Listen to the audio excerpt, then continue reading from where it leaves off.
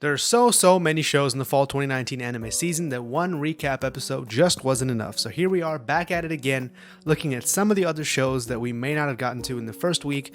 And just by the nature of things, these are mostly isekai. So we're looking at 3 shows today: Shincho Yusha, Chojin Kokosei Tachi wa Isekai. It's called Elite High School Students Do Better Even in Another World, and Blade of the Immortal. Blade of the Immortal is a remake, and the 2 other isekais, but they do have some twist on it.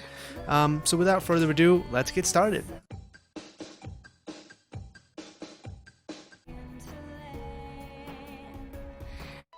肝心となる勇者の召喚はいつものように日本の若者から選ぶことにした。日本では異世界転生 Yo, okay, so at least this anime is recognizing that for some reason every single hero summoned to an alternate world always comes from Japan.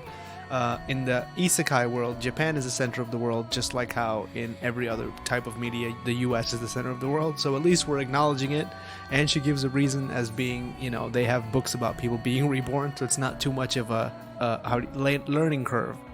Oof, that's a heck of an explanation in the first minute of the show. まだまだ異世界ものはブーム。依然として市場を賑わせているのだ。Speak for yourself. Okay, so yo, this cautious hero anime, in the first minute we've had this goddess who's tasked with bringing a hero to this world to save the world from an S-class catastrophe, and then she explains that to the audience, but while saying at the same time, who am I explaining this to? She says, you know, the bringing people to another world industry is doing as good as ever. It's a boom, and the boom is doing well. It's like reassuring herself that this anime is not gonna flop, because, you know, this is isekai. We're in year 6 or 7 of isekai at this point. At this point, normal isekai doesn't cut it. Slightly twisted isekai doesn't cut it. If your isekai doesn't work on like 4 different levels, don't even try at this point. So the fact that she's even reassuring herself that the isekai boom is going on just adds to the comedy of the scene. Ah, this is so weird. 鈴木、田中、佐々木、山田、佐々木、鈴木、山田、山田。 Yo, this is yo. Suzuki is the name of the guy from ReZero. I'm assuming that they just use the same Sasaki Suzuki type name for every light novel. Is that why she's making this joke? This is like a meta commentary on the isekai genre. If that's what this show is, and the show is just about a hero being cautious because every other hero in all these isekai shows is reckless, I might actually watch this one. Because other than that, there's no reason to watch isekai at this point, right? So the only reason you watch it is for meta humor like this.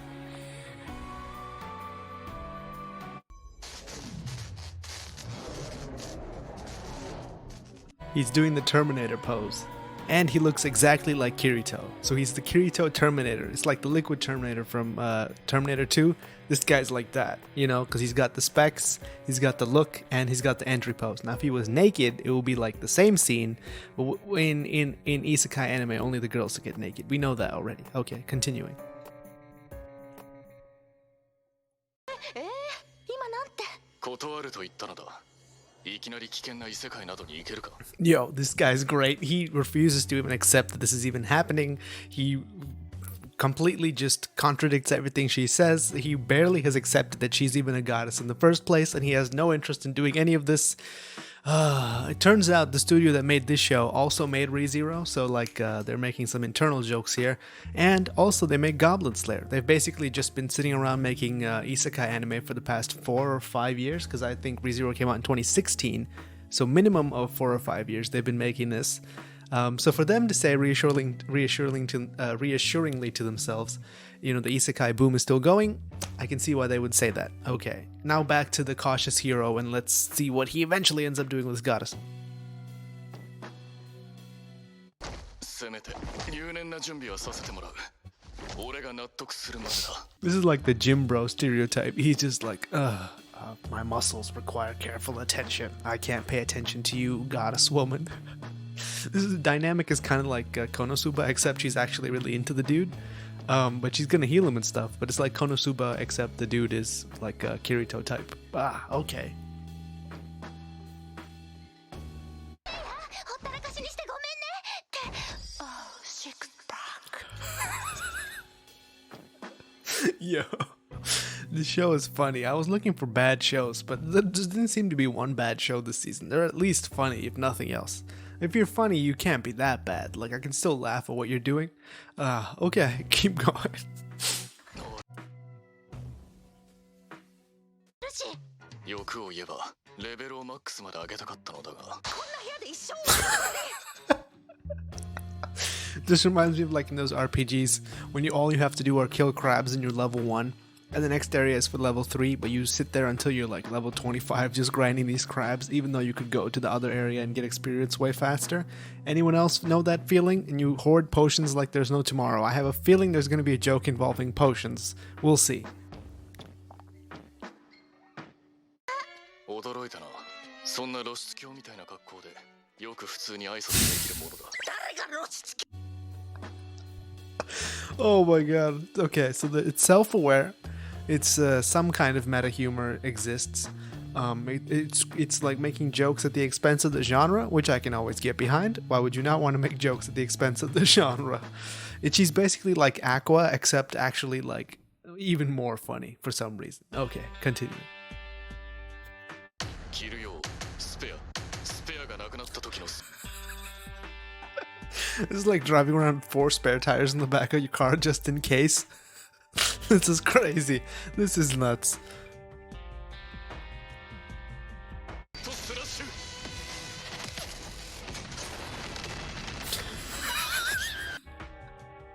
It's like dropping a nuclear bomb to kill a rabbit. It's like this is like an explosion from Konosuba. This is like Konosuba. I can't wait to see when like the roster of characters get fleshed out, because I see from the AnyChart page there's gonna be like 5 or more accompanying characters. I bet there are gonna be a bunch of like Konosuba stand-ins, like who are just the exact people imported from that show. Let's see. どうするせいや？あ、逃げ！ Of course he ran. Of course he hid behind a rock to scout out a slime. If a heavenly king comes out from the demon lord's fortress, he's gonna run to the next continent. That's obviously what he's gonna do. Whew. The only thing is, his cautiousness now seems appropriate given the level of challenge that they're facing right off the bat. So it seems like if he didn't do that, he would just be dumb. So I feel like if it was completely unnecessary, that would have made it way more funny for me.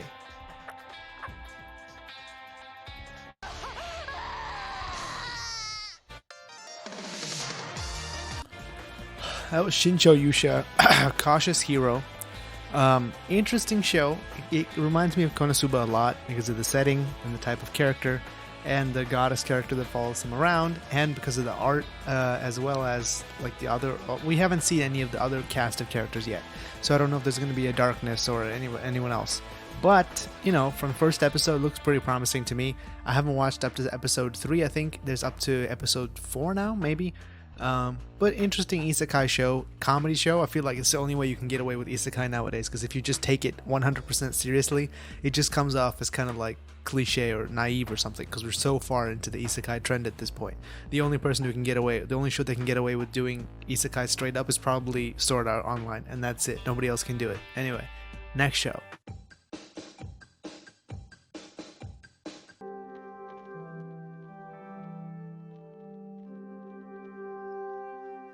We're 2 minutes into the show, and aesthetically it's very impressive. Like, they did a lot of those pencil frames, like with just a rough charcoal pencil type thing. And it's kind of pretty gory. Like, they warn you in the very beginning, like, if you're not ready to see some blood and kind of violence, don't watch the show. But a dude's head was like sliced into 3 bits in the very first minute of the show, so there's that. And the whole atmosphere is a little creepy. Like, the art style reminds me of like Aku no Hana, but that was rotoscoped, and this isn't. So that says something about this show. This is another Blade of the Immortal show. It's on Amazon this time, and Amazon actually airs them weekly, unlike a certain other Western, media platform that just buys them up all in bulk and doesn't let them go anywhere else. We actually get to see them weekly with subs and stuff, so that's cool. Thank you, Amazon, for doing that. Back to the show.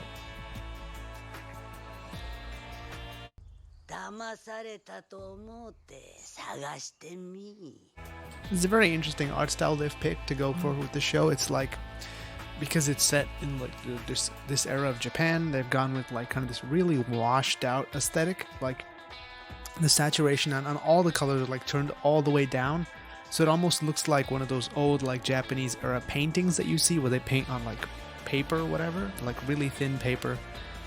So you can almost see through it. I feel like that's a quality with this show, that you almost get like this translucent quality. As for the like art itself, they use a lot of 3D backgrounds, which is fine by me at this point in the development of anime. Like you might as well just use whatever 3D you can to save costs. But the music is like astonishingly good, kind of like really atmospheric type stuff. Not really anything like pulse pounding or anything yet. Although I assume when we get to the fights and stuff, they're gonna have something more upbeat. But it's like very traditional Japanese. This production is interesting to me. Okay, let's keep watching.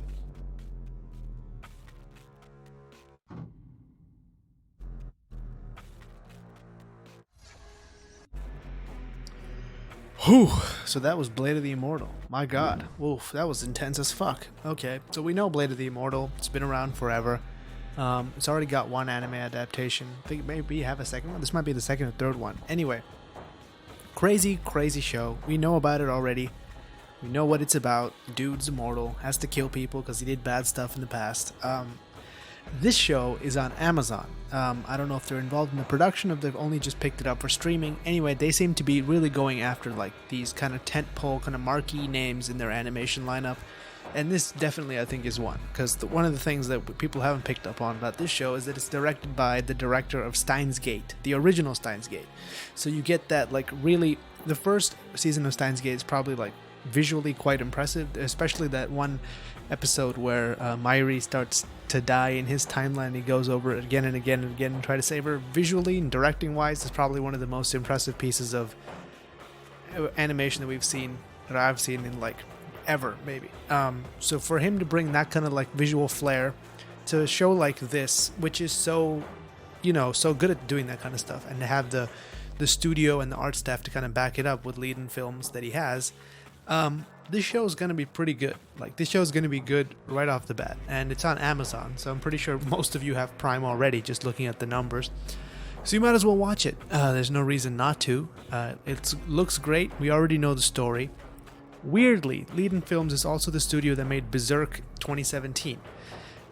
So clearly they've learned from their mistakes in adapting old anime. There's not that much CG going on here. The only really kind of distracting uses of CG in this show that we've seen were like the water surfaces and little insects.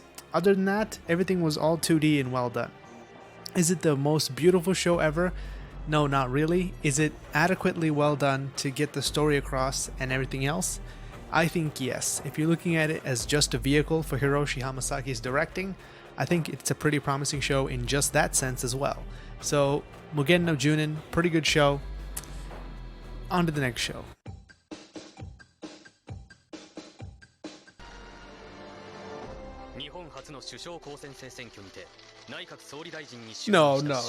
No, fuck that. No, stop. You can say whatever you want. You physically cannot be the prime minister at that age that he's at, right? Come on, don't mess with me. You know you can't do that.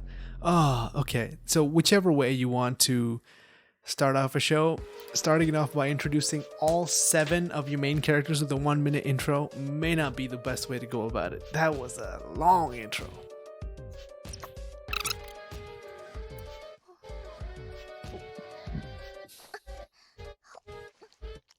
No, come on, no. Come on. You're just doing fancy. I know you're doing come on. No one's fetish is... I don't even want to say that because someone's going to tell me that is their fetish, and I don't want to know about that. So don't tell me. We're just going to keep watching the show.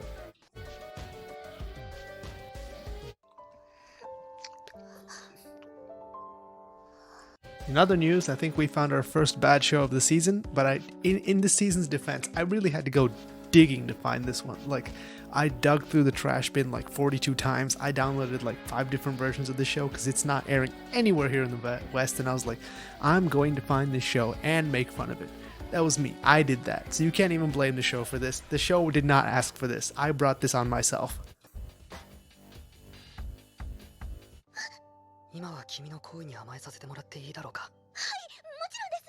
Why do elf girls blush in the ears? That doesn't even make sense. Your blood drains from your ears and goes to your face, doesn't it? Isn't that how blushing works? Why are we debating the mechanics of blushing? Just watch him get mama birded by this weird elf girl. 私は日本から来たのだが。日本？知らない地名だね。 Isn't this guy supposed to be good at politics? Does he think there are fox girls that exist somewhere? Like, come on, man, you can put this together. If someone goes down in Japan, when they wake up, they're in an isekai, that's how it works. We know the mechanics of this by now. Put your shit together. You clearly have not been paying attention to all the books, movies, TV shows, and various video games that all reference the same exact thing. Come on, I thought you were supposed to be elite. You can't even figure out that you're an isekai. Jesus.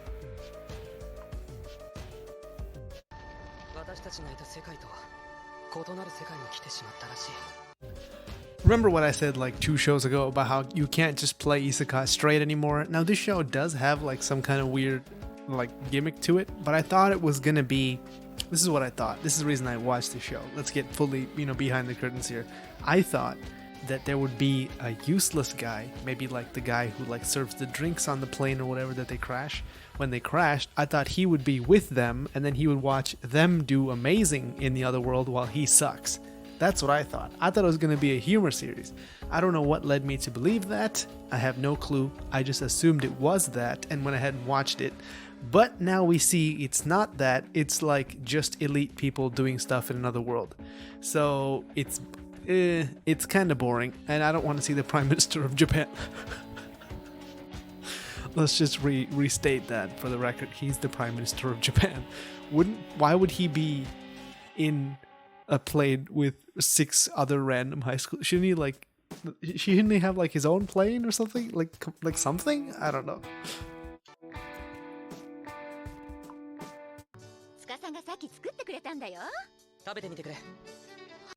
Why couldn't one of them have just been like the world's greatest chef or something? Why did they need a magician guy? Like, they didn't really need that. I feel like if there was a chef guy, he could have like blown away these animal people's versions of cuisine. Why am I questioning the logic in this show?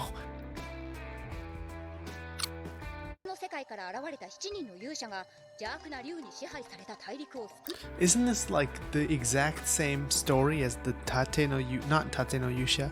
There's like a different Yusha one where there's like 7 people, 12 people, 8 people. We thought it was going to be a show about them saving the world, but it turned out to be like a murder mystery about which one of them wasn't a hero, which was a complete letdown. And that was just the whole show. And that was the only season we ever got of that show. It was like 13 episodes. Isn't this the same story as that? Okay. Too many questions.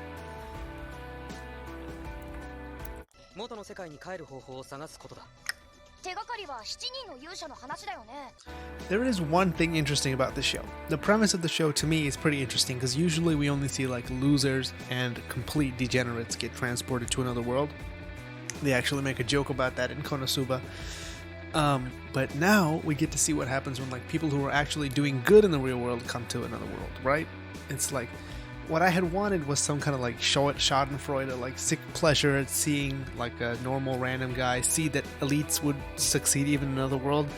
But now we get to see the elites succeed, without any kind of like reference frame, like some dude digging horse crap and then they built a whole kingdom or whatever.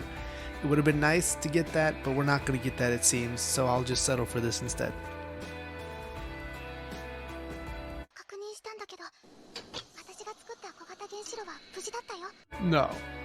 No, come on. You can't just start off by cheating. You can't just have nuclear energy already. Like the very first episode. Then what's the point of even going to another world? At least make it yourself by doing weird stuff. Okay.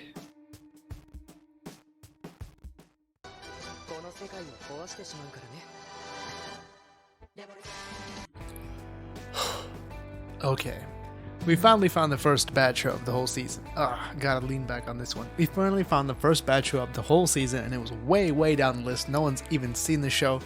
I went into it purely based on premise alone. I tend to do that, and I have been burned more than once. Anyway, it was actually more fun than I thought it would be. It's like 7 high school prodigies get transported to another world, and they have to like find out a way to get back. We don't even know if they'll find a way to get back, but this tech girl has already like modified their cell phones to work in this world and created nuclear power out of nothing. Like she just had a nuclear reactor just sitting there. Whew. Now what would happen if you actually gave them some time? I can't even imagine. Anyway, those are the shows. This show I don't think is streaming anywhere. The first show, Cautious Hero, is on Funimation, and Blade of the Immortal is on Amazon. This might be the last season synopsis of this season, just because most of the shows are really good, so we're not going to have to look at very much to get to where we need to go. It's like 5 or 6 shows.